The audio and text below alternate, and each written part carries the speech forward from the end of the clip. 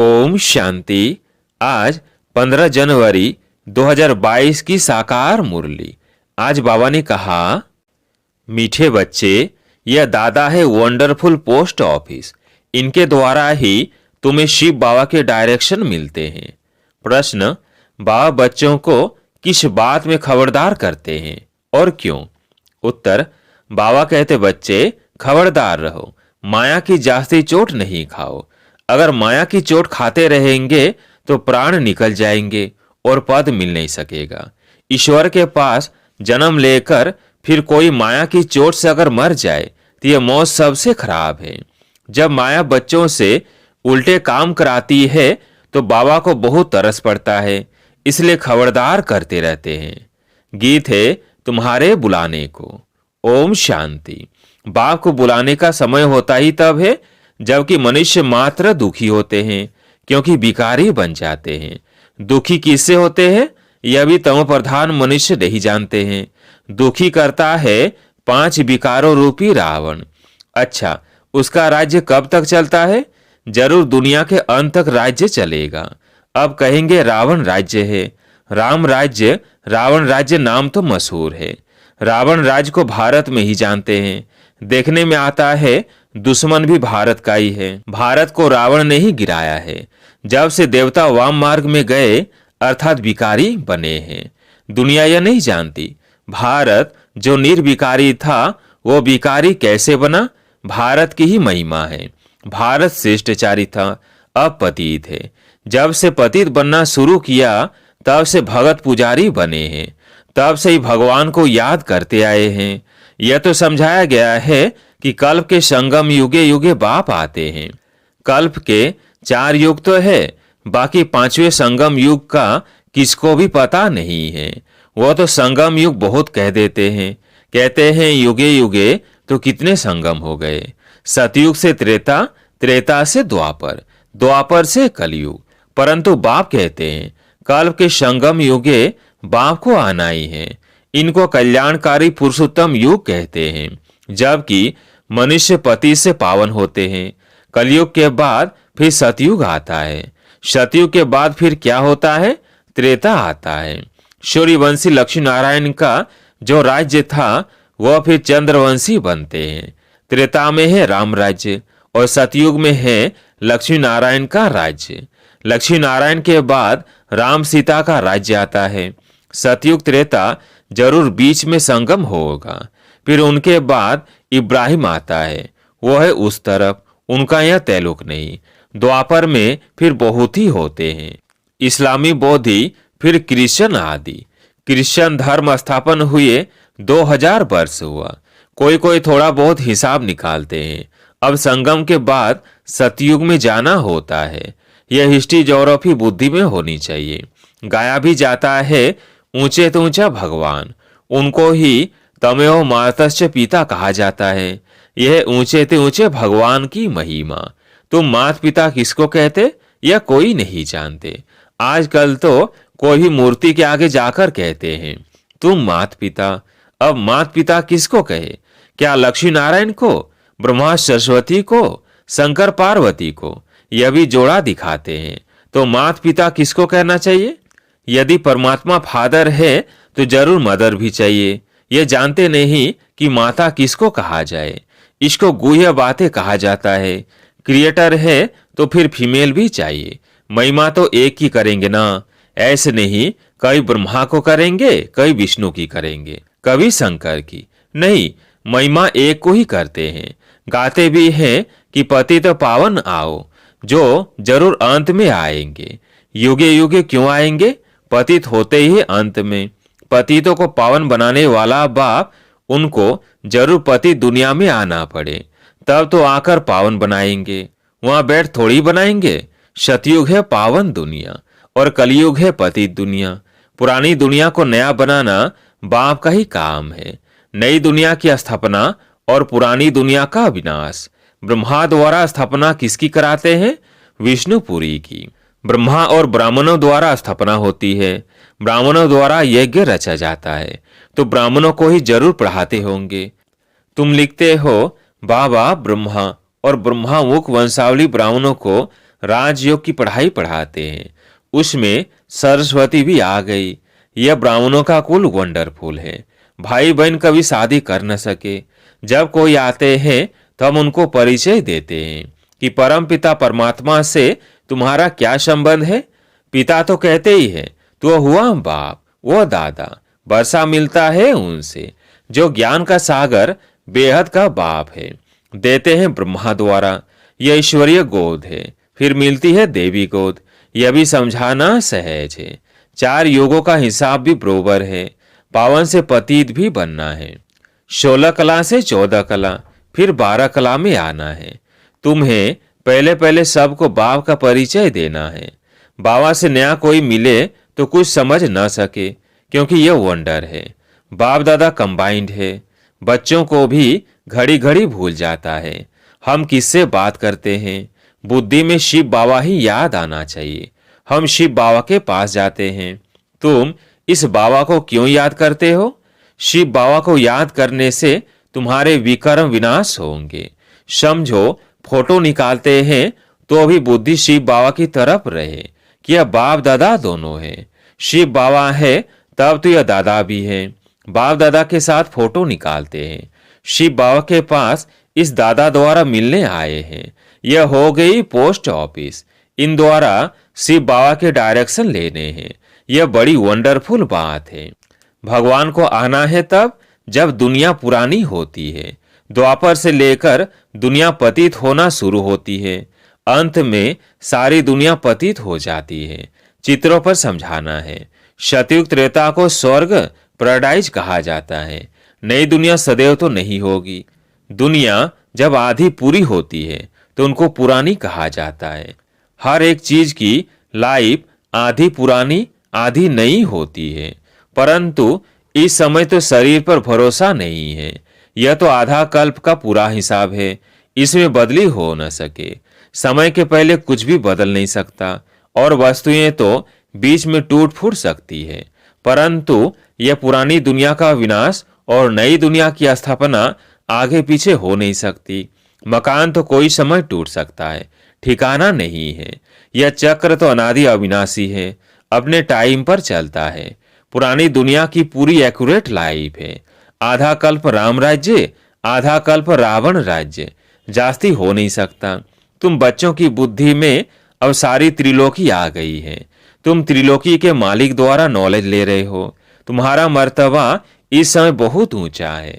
इस समय तुम त्रिलोकी के नाथ हो, क्योंकि तुम तीनों लोकों के ज्ञान को जानते हो।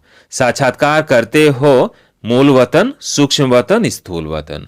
बच्चों को बुद्धि में पूरी पहचान है। बाबा त्रिलोकी का नाथ तीनों लोकों को जानने वाला है। तुमको नॉलेज देते हैं तो हम भी मास्टर त्रिलोकी नाथ ठहरे। जो ज्ञान बाबा में है वो अब तुम्हारे में भी है, नंबर वार पुरुषार्थ अनुसार। फिर सतयुग में तुम विश्व के मालिक बनेंगे। वहां तुमको त्रिलोकी के नाथ नहीं कहेंगे। लक्ष्मी नारायण को त्रिलोकी का ज्ञान नहीं रहता है। सृष्टि चक्र का ज्ञान नहीं रहता है। तुम नॉलेजफुल गॉड के बच्चे हो। उसने पढ़ाकर तुमको आप समान बनाया है। तुम जानते हो हम फिर विष्णुपुरी के मालिक बनेंगे। इस समय जो कुछ पास्ट हो गया है वो नॉलेज भी तुम्हारे पास है। मनुष्यों को हद की हिस्ट्री ज्योग्राफी का मालूम है। तुमको बेहद की हिस्ट्री ज्योग्राफी बुद्धि में है। उन्हों को बाहुबल की लड़ाई का मालूम है। योग बल की लड़ाई का किसको पता भी नहीं है। तुम जानते हो योग बल से हम विश्व के मालिक बनते हैं। सिखलाने वाला है बाप, जो त्रिलोकी का नाथ है। इस समय तुम्हारा मर्तबा बहुत ऊंच है। तुम नॉलेजफुल बाप के बच्चे मास्टर नॉलेजफुल हो। यह भी तुम जानते हो कि वह ज्ञान का सागर, आनंद का सागर किस प्रकार है। उसको कहते हैं सचित आनंद स्वरूप। इस समय आनंद को तुम फील करते हो, क्योंकि तुम बहुत दुखी थे।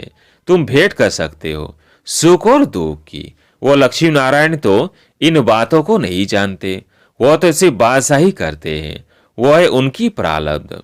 तुम भी जाकर स्वर्ग में राज्य करेंगे। वहां बहुत अच्छे महल बनाएंगे। वहां चिंता की कोई बात नहीं रहती। यह भी बुद्धि में अस्थाई रहना चाहिए, तो खुशी का पारा भी चढ़े। तूफान तो अनेक प्रकार के आएंगे, संपूर्ण तो कोई बना नहीं है। बाप समझाते हैं, तुमको बौद्ध स्त्रियम बनना होगा। वो लोग अमरनाथ पर जाते हैं, फिर भी उनको उतरना तो जरूर है। तुम जाएंगे बाप के पास, फिर नई दुनिया सतयुग में आएंगे, तब फिर उतरना शुरू होगा। हमारी यह बेहद की यात्रा है। पहले बाबा के पास आराम से रहेंगे, फिर राजधानी में राज्य करेंगे, फिर जन्म बाय जन्म उतरते ही आते हैं। इसको चक्र कहो या उतराई चढ़ाई कहो, बात एक ही है। नीचे से ऊपर चले जाएंगे, फिर उतरना शुरू होगा। यह सब बातें जो सुरूढ़ बुद्धि वाले हैं वो अच्छी तरह से समझते हैं और समझा भी सकते हैं। यह बाबा भी नहीं जानता था। अगर इनका कोई गुरु होता तो उस गुरु के और भी फॉलोअर्स होते। ऐसे थोड़े ही सिर्फ एक ही फॉलोअर होगा। शास्त्रों में तो है भगवानुवाच, हे अर्जुन, एक का ही नाम लिख दिया है। अर्जुन के रथ में बैठे हैं तो जैसे वही सुनता है, और भी तो होंगे ना, संजय भी होगा। यह बेहद के स्कूल एक ही बार खुलता है। वो स्कूल तो चलते ही आते हैं, जैसा राजा वैसी लैंग्वेज। वह सतयुग में भी तो स्कूल में जाते हैं ना, भाषा धंधा धोरी आदि सब सीखेंगे। वहां भी सब कुछ बनता होगा। सबसे अच्छे से अच्छी चीज जो होनी चाहिए वह स्वर्ग में होती है। फिर वह सब कुछ पुराना हो जाता है। अच्छे से अच्छी वस्तु मिलती है देवताओं को। यहाँ क्या मिलेगा? महसूस करते हो नई दुनिया में सब कुछ नया मिलेगा। यह सब बातें समझकर फिर मनुष्यों को समझानी है। अभी हम संगम पर है, हमारे लिए अब दुनिया बदल रही है। ड्रामा अनुसार मैं फिर आया हूं तुमको पति से पावन देवी देवता बनाने। यह चक्र फिरता है। प्रजापिता ब्रह्मा द्वारा जरूर ब्राह्मण ही रचे होंगे। ब्राह्मणों द्वारा यज्ञ रचा है, ब्राह्मण सो देवता बनेंगे। इसलिए विराट रूप का चित्र भी जरूरी है, जिससे सिद्ध होता है ब्रह्मामुख वंशावली ब्राह्मण ही सो देवता बनेंगे। वृद्धि होती जाएगी। देवता सो क्षत्रिय, वैश्य शूद्र बनेंगे। ये संगम युग नामी ग्रामी है। आत्मा परमात्मा अलग रहे बहुकाल। चढ़ती कला फिर उतरती कला, यह भी समझाना है। पहले ईश्वरीय औलाद, फिर देवताई औलाद, फिर थोड़ा थोड़ा कम होता जाता है। तुम पूछ सकते हो कि दुख हरता सुख करता किसको कहते हो?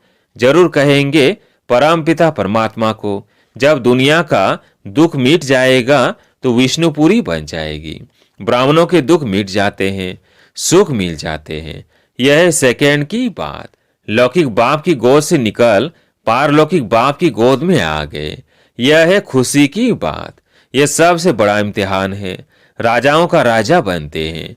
राजयोग परमपिता परमात्मा के सिवाय कोई सिखला ना सके। यह चित्र बहुत अच्छे हैं। ऐसे कौन कहेंगे कि मेरा परमपिता परमात्मा से कोई नाता नहीं है? ऐसे नास्तिक से बात नहीं करनी चाहिए। माया चलते चलते बच्चों से भी कभी कभी उल्टा काम करा देती है। बाबा को तो तरस पड़ता है, फिर समझाते हैं खबरदार रहो, जास्ती चोट नहीं खाओ, नहीं तो पद नहीं पाएंगे। माया तो बहुत जोर से थप्पड़ लगाती है, जो प्राण ही निकल जाते हैं। मर गया फिर जन्मदिन मना नहीं सकेंगे, कहेंगे बच्चा मर गया। ईश्वर के पास जन्म ले फिर मर जाए, यह मौत सबसे खराब है। कोई बात राइट नहीं लगती तो छोड़ दो, संशय पड़ता है तो नहीं देखो। बाबा कहते हैं मन मना भव, मुझे याद करो और सदर्शन चक्र फिराओ। अच्छा, मीठे मीठे सिकिलधे बच्चों प्रति माता पिता बाप दादा का याद प्यार और गुड मॉर्निंग। रूहानी बाप की रूहानी बच्चों को नमस्ते। हम रूहानी बच्चों की रूहानी बाप दादा को याद प्यार गुड मॉर्निंग नमस्ते नमस्ते। धारणा के लिए मुख्य सार। पहला पॉइंट, बाप समान मास्टर नॉलेजफुल बनना है। ज्ञान का सिमरण कर अपार खुशी में रहना है, आनंद का अनुभव करना है। दूसरा पॉइंट, अनेक प्रकार के तूफानों में रहते स्वयं को स्त्रियम बनाना है। माया की चोट से बचने के लिए बहुत बहुत खबरदार रहना है। आज प्यारे मीठे बाबा का वरदान, दिव्य गुणों रूपी प्रभु प्रसाद खाने और खिलाने वाले संगम योगी फरिश्ता सो देवता भव। दिव्य गुणों रूपी प्रभु प्रसाद खाने और खिलाने वाले संगम योगी फरिश्ता सो देवता भव। दिव्य गुण सबसे श्रेष्ठ प्रभु प्रसाद है। इस प्रसाद को खूब बांटो। जैसे एक दो में स्नेह की निशानी टोली खिलाते हो, ऐसे ये गुणों की टोली खिलाओ। जिस आत्मा को जिस शक्ति की आवश्यकता है उसे अपनी मनसा अर्थात शुद्ध वृत्ति वाइब्रेशन द्वारा शक्तियों का दान दो और कर्म द्वारा गुण मूर्त बन गुण धारण करने में सहयोग दो। तो इसी विधि से संगम युग का जो लक्ष्य है फरिश्ता सो देवता, यह सहज सर्व में प्रत्यक्ष दिखाई देगा। स्लोगन: सदा उमंग उत्साह में रहना यही ब्राह्मण जीवन का सांस है। सदा उमंग उत्साह में रहना यही ब्राह्मण जीवन का सांस है। लवलीन स्थिति का अनुभव करो। परमात्म प्यार के अनुभव में सहज योगी बन उड़ते रहो। परमात्म प्यार उड़ाने का साधन है। उड़ने वाले कभी धरनी की आकर्षण में आ नहीं सकते। माया का कितना भी आकर्षित रूप हो, लेकिन वो आकर्षण उड़ती कला वालों के पास पहुंच नहीं सकती। अच्छा, ओम शांति।